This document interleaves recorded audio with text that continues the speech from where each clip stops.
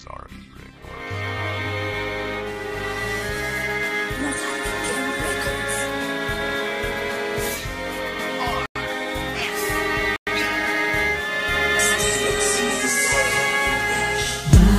ba sa ganito pang paraan pa nagtapos ang ating pag-iibigan?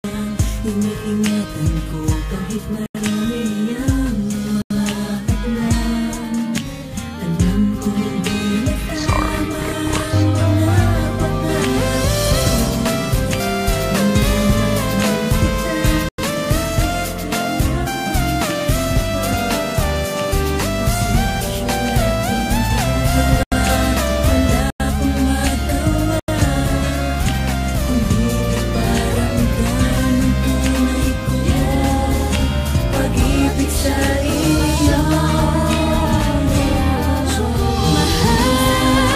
kung nasan ka man ngayon, eto na ang nais ko. Sana maisip mo